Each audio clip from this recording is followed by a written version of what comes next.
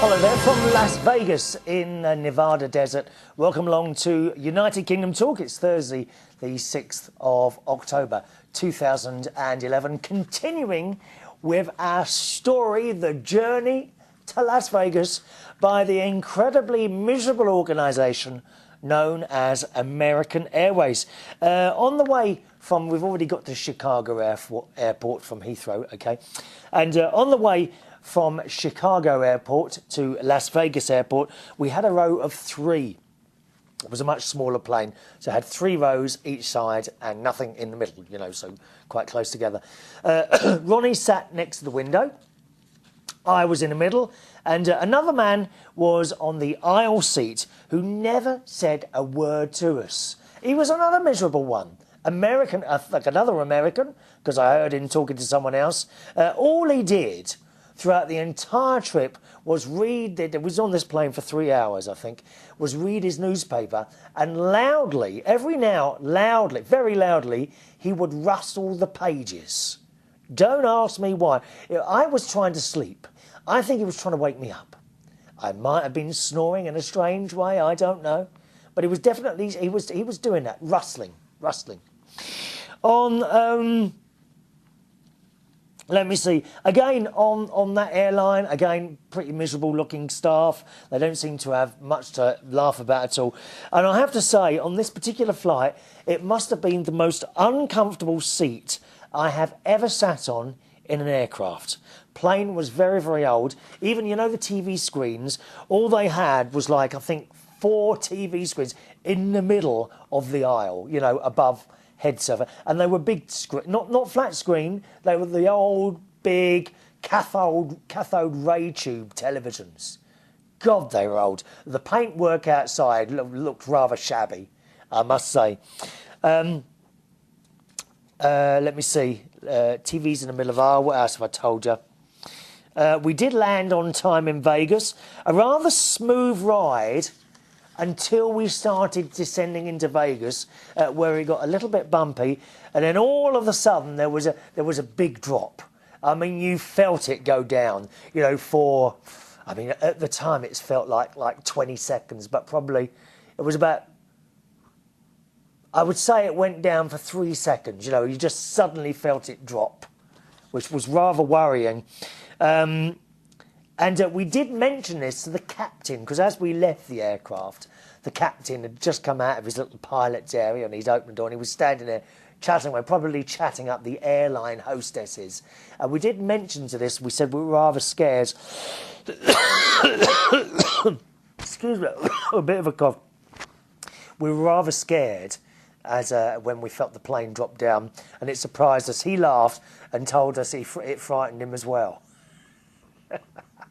He was about the only one with a sense of humour. What's wrong with these American... Have you ever flown American Airways? If so, please do tell me about your experience, OK? Apart from the fact that, yes, it was all on time and all seemed to run like clockwork, they are the most miserable group of people I have ever come across in my life. They were. I've seen more people smiling at funerals than there are working on American Airlines. Dreadfully miserable people. We got to Vegas Airport, and that's very funny, Vegas Airport. The whole place is set out like a casino. I've never seen a single machine, fruit machine, at an airport until I went to Las Vegas Airport, and there's rows of them. Absolutely rows of them everywhere. Very, very impressed with the taxis at Las Vegas Airport. They have got to be the most efficient taxi system I've ever seen in my life. Really very good. There's a bloke standing at the front at the beginning, and they're like numbers. I think there was about 1 to 30 or 1 to 20, something like that. And so you got 10 at the front, then 10, and you know, and the bloke, they kind of fill up 10 taxis at the front, and then they all disappear at the same time, and then another 10 taxis take their place, and the queue was long, but moved very quickly. And I'm very impressed with that. The Americans seem to be able to move around lots of people quickly at the same time. I found the same in Disney on the times I went to Disney in Florida, large groups of people are moved around very quickly at the same time, which is more than I can say for the European Disney in France, where I found the queues very slow, and I also found the staff at the they're completely oblivious to queues in Eurodisney in France. The staff just they don't seem to be able to see the queues that are actually standing there. So impressed with the taxi system outside the airport, very efficient.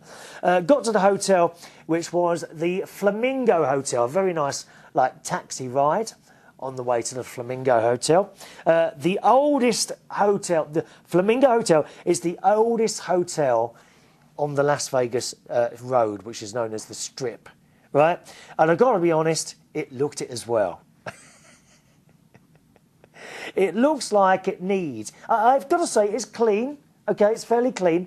But it looks like it needs a blooming good paint job.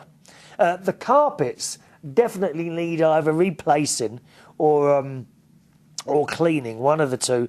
And it does need modernisation. It's looking a bit... Sorry, it's looking a bit drab. Probably you think the same about me, don't you? Chris Reardon's been here a while. He's looking a bit drab now. Can we replace him with someone younger? No, you can't. I'm here, I've been booked for the next 200 years, and I'm going to talk solidly for that time. OK, so it needs to be modernised. We went to our room on the 21st floor, but Ronnie checked the shower, my best friend Ronnie, and we found that wasn't very good. So once again, he complains. Ronnie does like to complain. He likes to complain, and he usually gets stuff for nothing.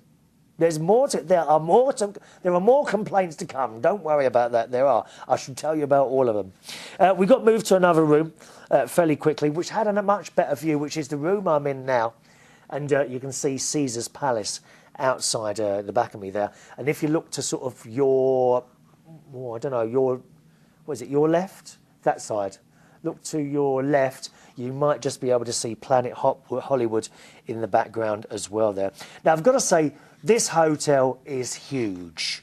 I mean, it is massive. I believe there's more than 5,000 rooms in this hotel. I have never seen or been inside a hotel as big as this before. It is enormous. Absolutely enormous. Mind you, all the hotels look enormous. I mean, actually, I'm looking at Caesar's Palace now. I don't think it is as big as this one. It certainly looks a lot better, Caesar's Palace, but it hasn't been there as long. All the hotels are huge. We went to bed after a look around the hotel quite early, around about 8:30 at night, after what turned into a roughly 19-hour journey. I think by the time we'd left my house and got here, it was about 19 hours. I think both of us slept a bit here and there on the plane. But it was a long old slog getting here. I mean, it's only 24 hours to get to Australia. You know, it wasn't much less than that, I don't think, to be honest. So that's what I've done so far. Now, I've got an email coming. Let me just grab my mobile phone, OK? Because I'll try and keep up with any emails that you might want to send in. My email address is chris@unitedkingdomtalk.co.uk, all right? chris@unitedkingdomtalk.co.uk. Many thanks for all your lovely wishes that you've been sending me on Facebook. I'm doing Facebook updates as we're here, OK? And Sarah, what's the time? How are we doing? 12:22? Oh, OK. Well, actually, shall I do this email? Oh, it's quite a long email. Yeah, let's do it. Let's do it. Oh, I've lost that now. Where are we? OK. Sarah Evans. Hello, Chris. I'm Nick Evans' wife. Yes, I know Nick very well. Sarah the Yank. And I just wanted to reassure you that there's nothing wrong with you for being strangely drawn to the TV series The Only Way is Essex. You remember a few shows back? I told you I'd become strangely addicted to this dreadful show where they can't act. There's no personality. They're all as false as anything. Had teeth whitened and everything. And yet, I'm drawn to watch this TV show. Don't know why. As you can imagine, I don't have much in common with those crazy cats. Oh, come on, Sarah. I bet you're as crazy as they are, aren't you? Have you had your teeth whitened and false bits and pieces inside? Eh? I reckon you have. But I just love the show, she says. So does Nick and his mum and several other Brits we've talked to. Everyone is very hesitant to confess it at first, and yet as soon as someone starts to bring it up, we immediately all know what they're talking about. Because we are inexplicably addicted to and slightly ashamed. Don't be ashamed. There's many, many things I'm ashamed of, to be honest, Sarah, and I don't dare tell you about them on here. No, I'm not going to tell you, my love. I'm not. It's just a funny phenomenon. Hope I spelt that right. This is not a spelling test, Sarah. Please do not worry about spelling or looks. Don't worry about how you look. I am not here to judge. I am not here to judge. That's it. And I hate reality shows or any shows about prissy and or backstabbing women or men. So weird, I can't stand it at all. People who go around thinking they're better than anyone else, aren't they awful? Or, you know, or people who are always combing their hair or doing something, you know, is my hair sticking up, something like that. What are those people like?